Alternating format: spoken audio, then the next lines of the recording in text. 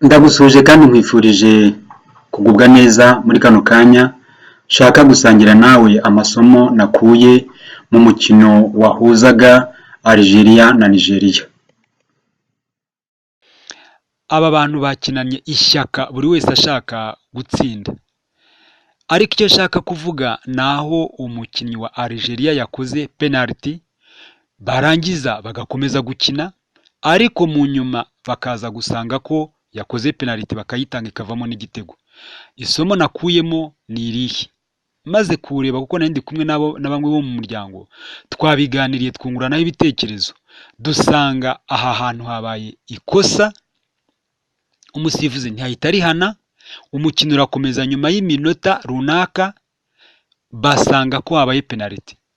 Duhita twibuka ijambo riri muri Zaburi rivuga ngo ibyo urabikora ukibwira ko mpanywe nawe.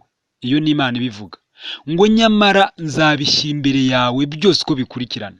Ariko duhita tunasanga umuntu ashobora gukora ikosa ari umwana rikazamugiraho ingaruka kera. Tuvuga urugero, umuntu ashobora gukora ikosa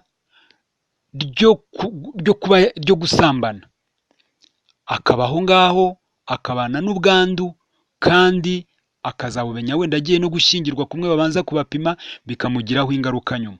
Kandi umuntu ashobora gukora ikosa ryo gusambana agatwita ntanabimenye, ubuzima bwe bugakomeza, nyuma y'amezi agasanga ikibazo cyabaye.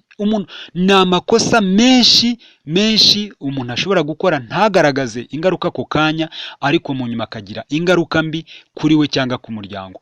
Rero ni byiza uko dushoboye kose, uko twabikora kose, imbaraga zose zishoboka twirinde gukora amakosa, twaba tuyakora nkana cyangwa se tuyakora atugurira. Twirinde uko dushoboye kose, hanyuma dusabe Imana ikomeze iduhe imbaraga kugira ngo tudakora ikosa rizatugiraho ingaruka, rikagira n'ingaruka ku muryango, rikatwicira ubuzima, kandi rikaba ryakwangiriza n'umuryango ejo hawo heza.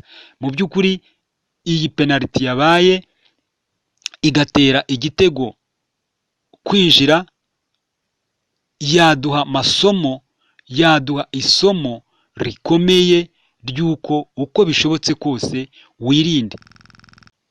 Mu by'ukuri birakwiriye ko nta muntu n'umwe mu buzima bwe udakwiye kumenya ko icyaha cyatinda kikagira ingaruka.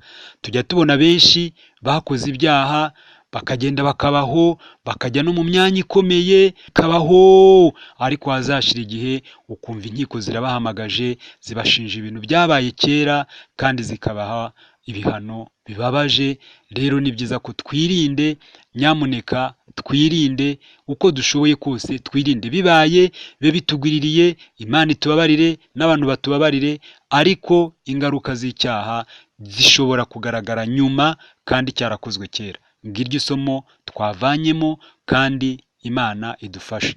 Aka kavideo ushobora kukarebana n'abo umuryango wawe, ushobora kohereza inshuti zawe kugira ngo nazo zigire isomo. Mwabana mwe mukarebye muramenye, nimwitonde kuko icyaha gishobora gukorwa mu bwana kikica ubuzima bwawe bwose buzaba busigaye. Bagore mwarebaga kano kavideo ndabashimiye, ariko mwirinde.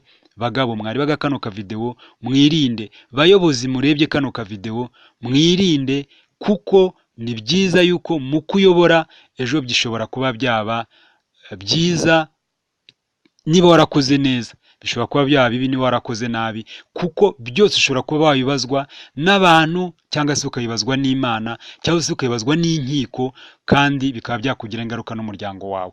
Hanyuma ushobora kugasangiza abandi, kuko nabo bakwiye kumenya aya masomo, kandi urakoze. Imana iguhe umugisha.